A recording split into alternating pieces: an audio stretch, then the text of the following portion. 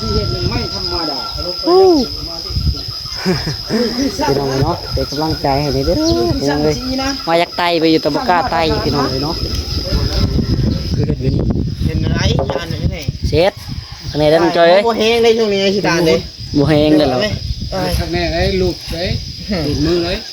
อ้าว อึ๊บโมเฮงได้ช่วงนี้ เองมาชูอยู่เนี่ยนี่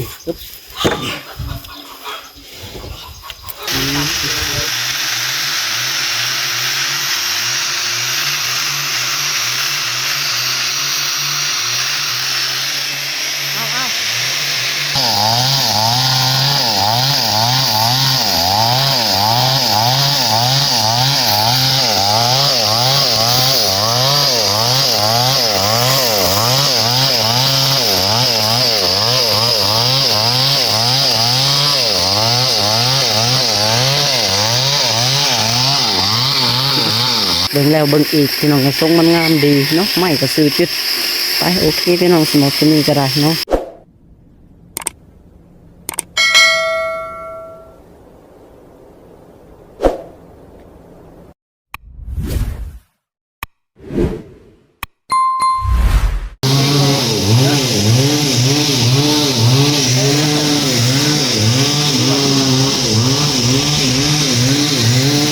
มาพี่น้องเนาะมาพบกับทางน้องหลายที่เก่าคือเดิมเด้อพี่น้องเด้อมาอยู่ที่วัดบ้านไงพี่น้องเลยวันนี้เนาะเอาสบายดีพี่น้องเลยโดยสบายดีและสวัสดีขอบคุณพี่น้องที่หักแค่ทุกคนพี่น้องเลยมาเห็นเรื่องเห็นงานอยู่นี่พี่น้องเลยเนาะมาทำบุญน้ำกันพี่น้องสร้างบุญสร้างป่าประน้ำกันสร้างประตูโป่งวัดเนาะโค้งไม้ที่เราไม้เนี่ยคือแน่นๆมาทุกโตทุกอันเนาะใหญ่คักพี่น้องเลยไปวันนี้เนาะก็เข้ามาน้องจ้อยน้ำพี่น้องเลยจ้อยน้องลาทั้งพ่อเข้ามาเรียกอยู่วัดเนาะอยู่วัดอยู่ว่าพี่น้องในบ้านเนี่ยเนาะเป็นไรกับพี่น้องเลยเนาะฝากเป็นกำลังใจทางน้องลาพี่น้องเนาะฝากกดไลค์กดแชร์กดติดตามแน่พี่น้องเลยก็เป็นกำลังใจทางน้องลาเนาะไปเรียกที่งานต่อไปแล้วก็ถ่ายคลิปให้แม่ๆที่ได้เบิ่งได้ชมลำกันพี่น้องเนาะไปโอเคพี่น้องวันนี้เดี๋ยวน้องลาเบิ่งบรรยากาศการเรียกงานแล้วพี่น้องเด้อทางนั้นกำลังเริ่มอยู่เนาะเอาโอเคพี่น้องเลยโดยนี่ก็สิเป็นเนาะวัดที่เป็นสร้างแต่โดนแล้วนะพี่น้องเนาะยัง อันนี้กำลังเจาะอยู่พี่น้องกำลังเจียวขึ้นไม้เนาะไม้เสาดั้งมันกระไรไม่ได้น้อยได้พี่น้องเนาะเนาะผู้เดียวบริเทเลยยังไงเลย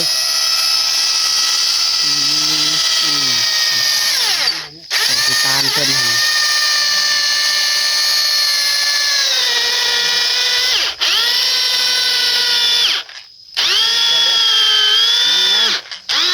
สอนแล้วบอกโอ้โหเลย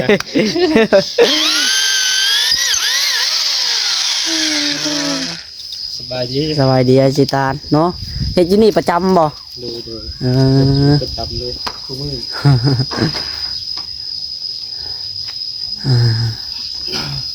ถ้าแม่FCทานใดอยากทำมูทำทานน้ำกัดพี่น้องเนาะการติดต่อทางน้องหลาเข้ามาได้เด้อพี่น้องเลยเนาะปุ๊บน้องจอยเพิ่นไปได้พี่น้องเนาะทางน้องหลากับบ่มีเงินบ่มีคำซอยเพิ่นดอกพี่น้องเลยซอยได้แต่เหือแห้งซอยกันไปเนาะมาเห็ดน้ำกันพี่น้องเลยโอ้ไม่ง่ายทำไรกะบ่ทนเนาะคนพี่น้องซอยกันคนละไม้คนละมือหามโจมขึ้นก็ได้คือกันก็ได้นี่ก็โอ้ยไม่บักใหญ่พี่น้องนี่น้องจอยระวังนะน้องจอยเอ้ยเจ้าขึ้นนะอ๋อต้องจะขึ้นเบิ้งทึ่งนี่พี่น้องเดี๋ยวจะเอาย่อไม้ก่อน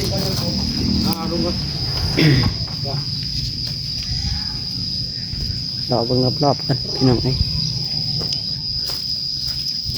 น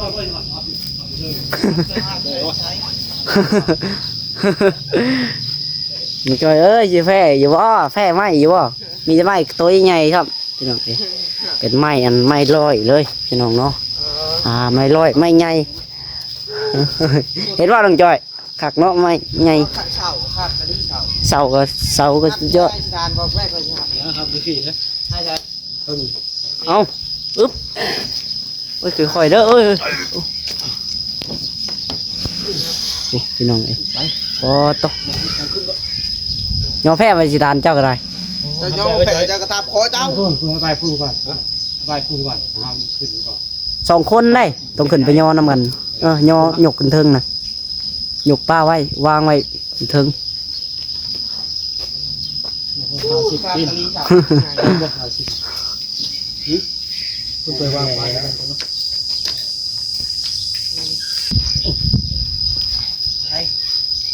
เอาโอ้พี่น้องซอยกันความสามัคคีคือพลังพี่น้องมันจ่อยตัวน้อยขึ้นสูงกว่าหมูขึ้นโชว์ชื่อดอกพี่น้องหยกไม้บ่แพ้หรอก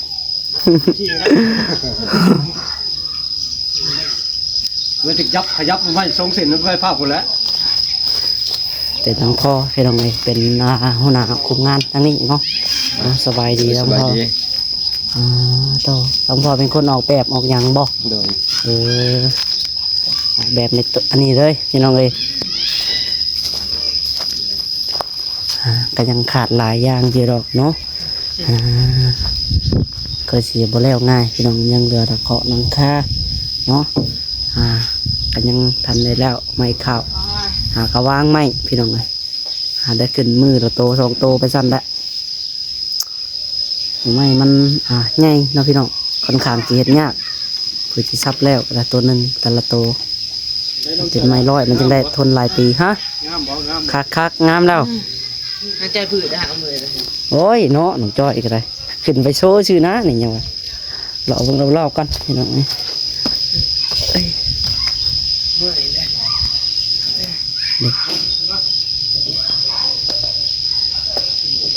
เห็ดหางคักแน่พี่น้องเอ้ยเป็นวัดประตูโคงบ้านใหญ่พี่น้องเนาะบรรยากาศแถวบ้านก็ นี่ ได้ คอยกำลังถ่ายคลิปดิยังชอบไปแน่ ไปใช้เด้ผู้ช่วยพี่น้องในช่างพูดไปทางใดเห็ดแต่งตัวรอแท้หมดนี่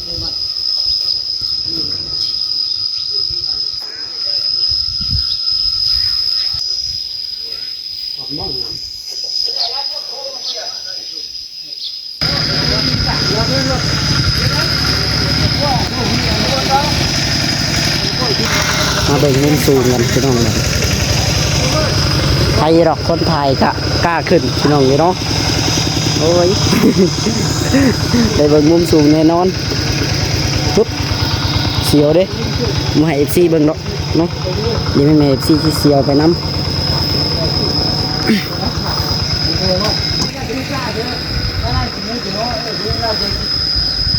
เฮ้ยพี่น้องเนาะขออนุญาตเด้อพี่น้องเลยอยู่ชั้นสูงมานี่ขึ้นมาถ่ายอยู่เทิงเลยเนาะอยู่รูมมันเอฟซีบ่เบิ่งถ่ายอยู่เทิงเงาพี่น้องเลย ได้ดิค่ะ โอ้ ยังอีกบาทช้อน สิไปทางไหนช่างพุทธ ไปหน้าบ่ ฮะ ไปดำหน้าบ่ตามคุณ สิไปดำนาบ่ จานบ่ทำงานนี่เป็นกรรมกรไหนเด้อ จะได้สิตาลโอ้หมูกุ๊กก็บ่ได้ใส่เนาะงอน แดดเลย รูปร้อย ข่อยมาซอยได้มื้อนี้มาเฮ็ดอยู่พี่ มาช่วย โมแม่นว่าเข้ามาถ่ายคลิปซื้อมาเฮ็ดเวียกเลย พอมันให้คนไปช่วยมันด้วยพูดอ๋อ แต่คือแตนพี่น้องเลยเนาะเคยสิขึ้นมาได้กันนะฮะ เอาชุ่มแดงอากาศ คือมาถ่ายตั้งเทิงให้แม่ๆซีเบิ่งไม้มีแต่ไม้ตัวใหญ่ๆเลยเนาะอยู่เทิงบรรยากาศมุมสูงพี่น้องเลยอ๋อโตเพิ่นสิว่าหา acting แล้วบัดนี้เนาะโอ้ทางกีตาร์เพิ่น ครับทางร้านใจที่เห็นหนึ่งไม่ธรรมดา อู้ พี่น้องเนาะเป็นกำลังใจให้เด้อพี่น้องเลยมายักไตไปอยู่ตะบกล้าไตพี่น้องเลยเนาะใส่เกิดขึ้นมาเลยพี่น้องนี่ระยะยามันหมื่นบ่คือเกิดอันนั้นเลยเกิดมันบ่ค่อยอันนี้ปานใด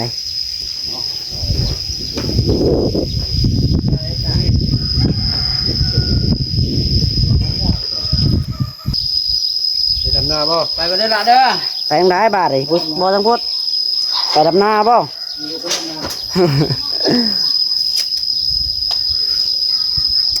หมวกกุ๊บบ่ได้ใส่พี่น้องเลยฮ้อน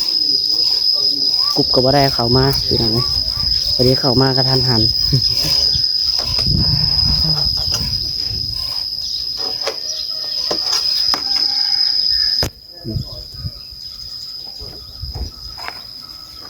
ที่ใส่วังได้เสาดังนี่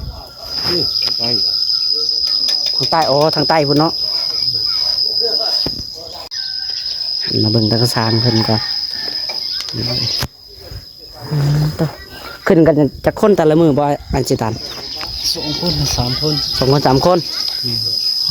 โตพอดีทั้งพ่อและเนาะเป็นคนคุมก็ได้ ดูพาน้องไปหลามาสวยก็บ่เห็นเงียบไปที่ไหนดิ โอ้ยเนาะชูมือ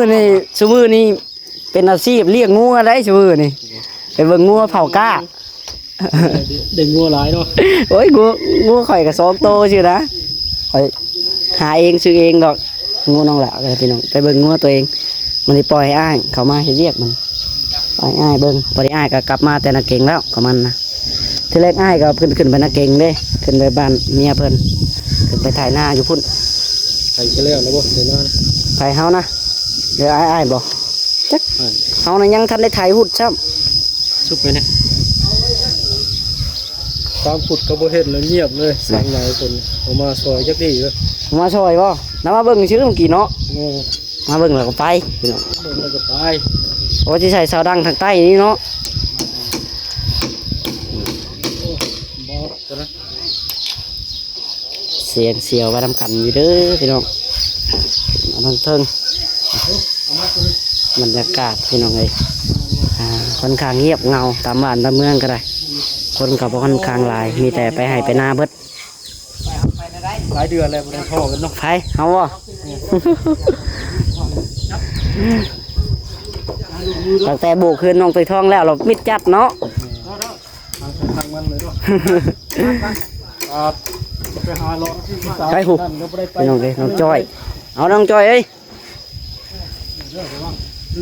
ระวังไม้ระวังมือเลยไม้มันใหญ่พี่น้อง นักกันหมดจริงรับเลย เอา งอยังไงพอแล้วตัวหนึ่งก็ได้นะต้องเล็กเด้อ ขาวาลายหูลายตาขอโทษขออภัยเด้อพี่น้องขึ้นที่มุมสูง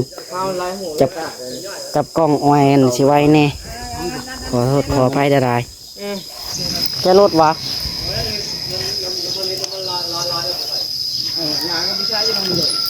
นี่ถึงสามพูดขึ้นมาซอยดีสามพูด โอ้ยเรามายืมรถข่อยอยู่นะ มายืมรถ จะลืมใส่น้ำมันในข่อยเด้อ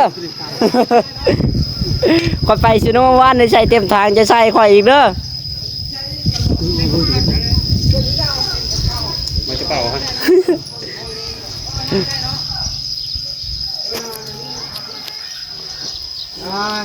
นี่นี่เพิ่นได้จ้ะไม่ได้เอามาแต่ในนี่อีก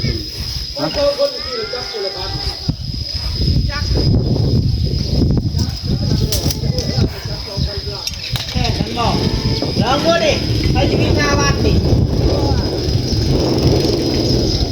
โอ้เขามายืมรถบ่ แมนมายืมรถน้องหลาน ไปใส่ ก็จะเข้าไปซิโนบ่เข้าไปซิโนโอ้ยเนาะไปป้ากันแล้วบาทนี่โอ้ทีมขับรถนั่นขับรถนั่นสบายดีกับป้าเข้ารถแข่งกันว่ครับกุละคัน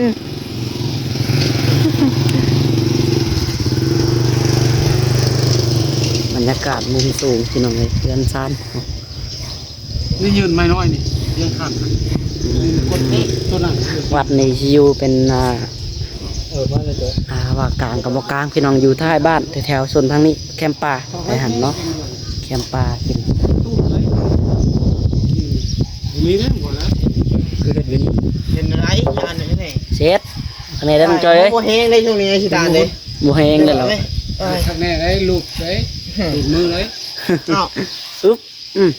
บ่แห้งได้ช่วงนี้บ่แห้งบ่ช่วงนี้บ่ลูกปะทำบ่แห้งบ่ โอ้เลย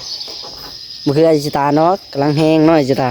น้องจ้อยธรรมดากำลังแห้งว่าบ่แห้งเนาะ ตรงเล็กตรงเล็ก โอ้ย แห้งเบิดเลยช่วงนี้ แห้งเบิด ตัวนี้กับตัวนั้นมันตรงนี้นะผมพาไปบ้านเดือไปซื้อมันอุ่นตัวนี้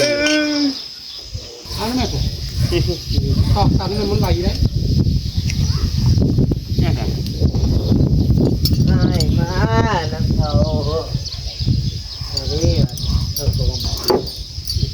อกตันมันสองข้างที่กลมมัน ต้องเฮ็ดห่างให้แน่นอนพี่น้องเอ้ยเนาะยัดไม้มันไหลจังซั่นโอ้ยผ่านมามันยากต้องเฮ็ดให้ตัวเองแน่นอนโลดมันก็บ่ได้ต่ำได้พี่น้องสูงเติบได้เนาะ ประมาณเป็นไง ฮอดบ่6-7 เมตร6 เมตรบ่นี่เกือบถึงมันข่อยก็ได้เนาะ ฮะก็ว่า7พุ่นแหล้วเนาะเพื่อหลังคา7-8ผู้จักเนาะหลังคาขึ้นได้พี่น้อง7 เมตรผู้จักฮอดบ่7 เมตรสูงเติบเลยเนาะ ง่ายใช่ไพ่ ตัวหางได้อยู่เทิงคนนี้ไปรุม ทำไหมตา เอาไหม เล็กเออ เออ นี่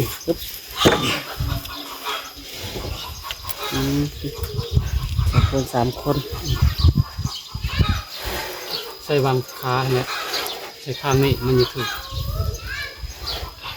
เห็นแล้วไหมเห็นแล้วกำลังมันต้องเล็กดูก็ดูเล็กที่กองก็นี่นะนี่เล็กอันนี้นะเล็กนะวะนี่นะวะ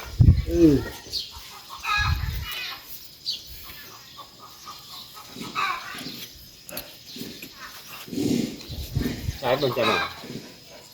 เลยอย่างที่เล็กโอ้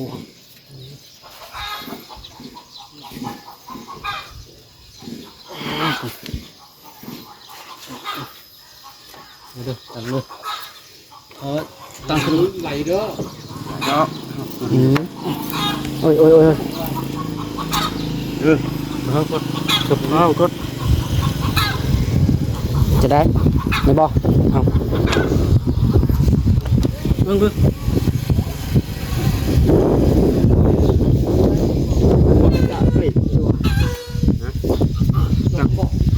นมบอยสิตา ข้างไหนกี่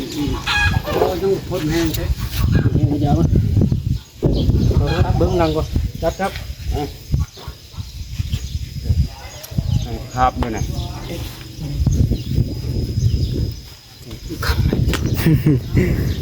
นะสิยกยังมองจับนี่เลยป่ะนี่เลยคือ พี่น้องเนาะ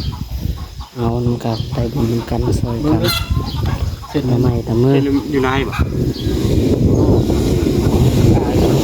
ไปนะ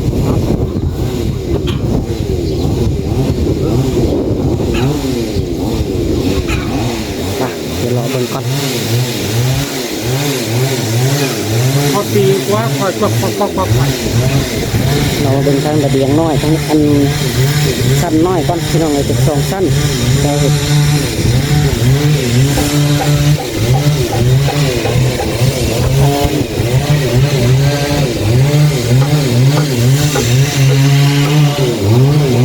เป็นหุ่นทรง2 สั้นราคา2 สั้น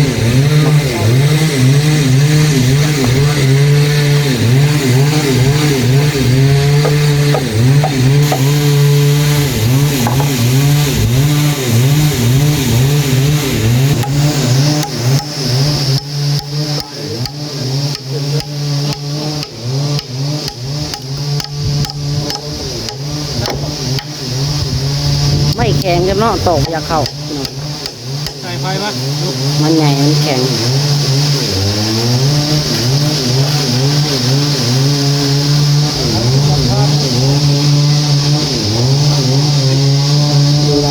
กันเด้อพี่น้องมันเด็ดมือแหละน้องหลาก็ได้เนาะมาอยู่เรียกน้ำเพิ่นเดี๋ยวถ่ายเรียกทางนั้นแล้วก็เรียกต่อน้องเลยมันเพราะว่ามันคนหนึ่งจับกล้องให้ดอกน้องหลาก็ได้เนาะจับเองถ่ายเองพี่น้องเลยเราเป็นเอฟซีเนาะอยากทำบุญทำทานน้ำกันพี่น้องเลยหรือว่ามูทนาทำกันเนาะมาสร้างประตูวัดประตูโค้งวัดบ้านใหญ่บ้านพ้นสว่างพี่น้องเลยเอาอุตพรแค้นตอนนักเทศเอาเนาะอยู่บ้านน้องหลาเองเลยพี่น้องเลย ย่างแบบนี่คือมันจะขี้จะนี่อยู่โอ้ย ตื่นชีบ่ อยู่ขี้แล้วยาวเล่นต่ำเนี่ยนี่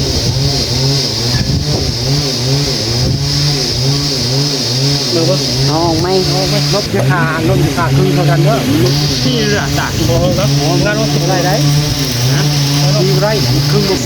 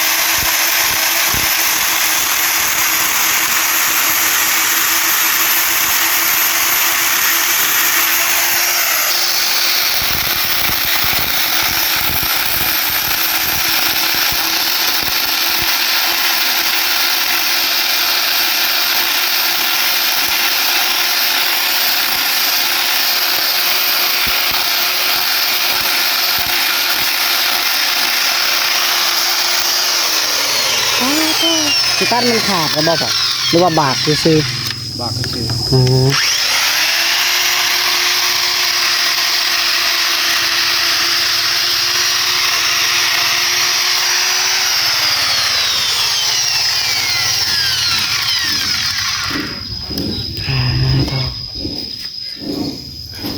ราคาเท่านั้นได้ใช่ป่ะอันตัวต้นจะเป็นราคาอยู่ป่ะตัวนี้เกิดราคาแล้วเนาะมันคือกันกับทางนั้นเนาะตัวนี้ยังมาทันแล้วเด้อพี่น้องใส่แต่คือขางซื้อเนาะใส่แต่ขางพี่น้องเลยอันนี้คือทันได้ต่อเสาดังยังขึ้นไปหลังคาเนี่ยจะเป็นหลังคาสองสั้นเนาะเนาะแม่นบ่ ต้องลุมสองลุมน้อยสองสั้นใหญ่สาม ทั้งลุมน้อยสองสั้นเนาะ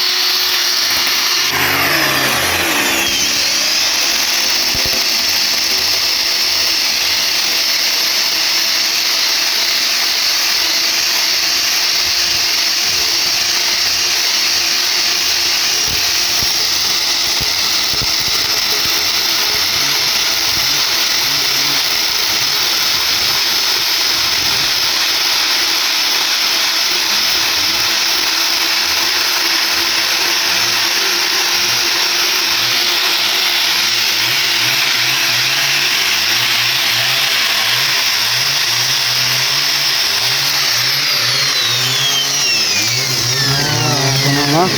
มีถาดบางปอเพิ่นนะคะตัวระเบียงราคาตัวต่ำนี่จะเป็นสองชั้นพี่น้องเลยหลังใหญ่สุดละ3 ชั้นหรือว่าเนาะเป็นราคาถึง3 ชั้นเลยพี่น้องเดี๋ยวเราเบิ้งพี่น้องเลยเนาะจักที่แล้วบ่แล้วปีนี้เนาะมันอยู่กับมันคำเฮาแน่พี่น้องหลายตัวหลายคนเก็บภูมิกันเรื่อยๆแหละทำบุญทำทานมันกันพี่น้องเลย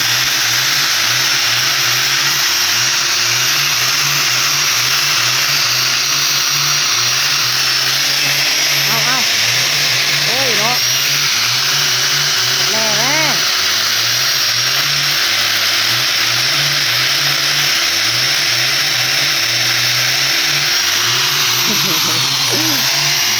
เป็นห่วงแล้วพี่น้องเลยเบิ่งน้องหลาว่าจะตัดด้วยพี่น้องเลยการตัดพิษเพราะว่าเป็นบาดเสาดังด้วย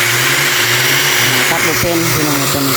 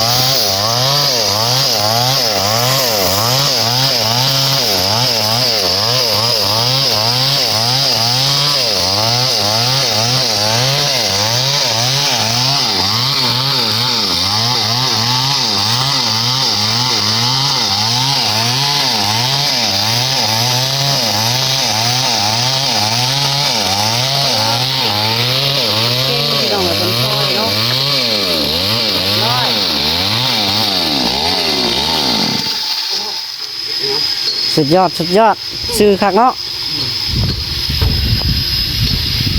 นี่ตัวนี้โรยมาตัวนั้นขึ้นตัวเติมน้ำมันเบิดกินน้ำมันมันกระเนาะเปลืองยี่บอดแต่ละเทือกับเปลืองไปได้ธรรมดาบ่เบิดอันนี้กันแค่นึงไม่ใช่จุกบุกขึ้นบุญเบิดไม้เก้าช่วยเบิดไปช่วยไม้เก้าอีกใหญ่ผู้เลย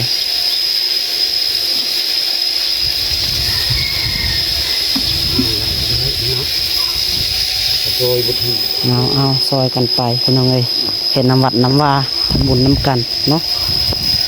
น้ำมูทาราน้ำกันพี่น้องเลยไปโอเคพี่น้องเนาะสำหรับที่นี่ก็ได้บัดนี้น้องหลาจะขอตัวได้พี่น้องเลยขอตัวลาไปก่อนบัดนี้เดี๋ยวขอตัวให้เรียกให้งานนำเป็นก่อนเนาะจะขอจบคลิปไปเพียงเท่านี้เด้อพี่น้องเนาะมาเบิ่งก่อนติดลาคลิปกระดาษเนาะบรรยากาศรอบๆพี่น้องเลย